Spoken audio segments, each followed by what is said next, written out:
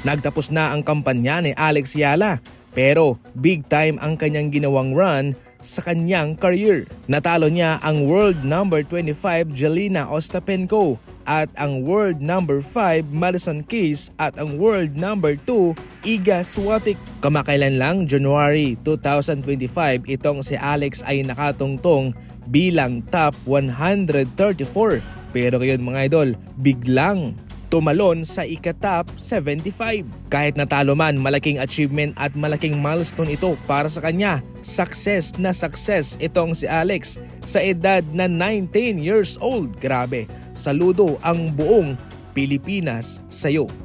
Balitang NBA naman, inako mismo ni LeBron James ang kanilang pagkatalo laban sa Chicago Bulls. Sa kanilang postgame, sinabi mismo ni LeBron na naging mahina ang kanilang depensa. Marami silang na open shots sa Chicago Bulls, maging sa 3-point line mga idol. Hindi raw maganda yung kanilang depensa. Syempre, higit sa lahat yung kanyang ginawang malaking turnover na siyang nagpatalo sa kanila.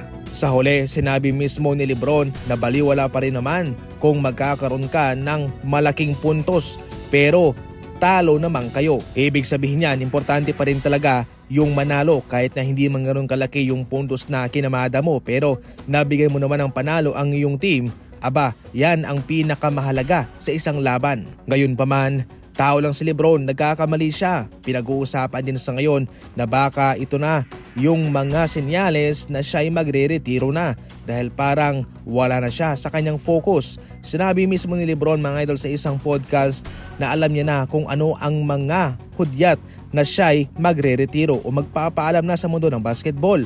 Unang-una, yung hindi na siya makapunta 5 hours in advance sa arena o sa practice facility, o kung siya'y tatama rin na sa mga ginagawa niya bilang player. Yun daw ang hudyat na siya'y magpapaalam na sa mundo ng basketball.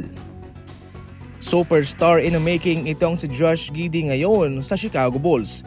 Ito ang mga rason kung bakit nagustuhan rin niya ang pagtitrade ng OKC Thunder sa kanya papuntang Chicago Bulls, kung saan ngayon sa kanyang team na ito ay nagagawa niya ang gusto niya.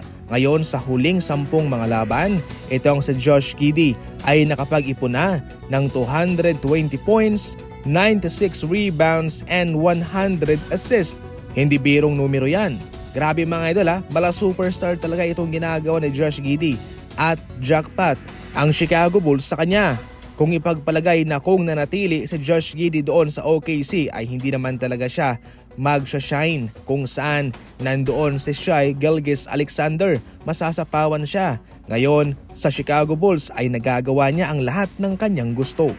Sa mga numerong iyan, sinamahan niya na sina Michael Jordan, Nikola Jokic, Luka Doncic, Russell Westbrook, James Harden, LeBron James, and Magic Johnson. Grabe, hindi biro ang kanyang mga kahanay. So yan lang muna sa ngayon ang ating mga balitang basketball.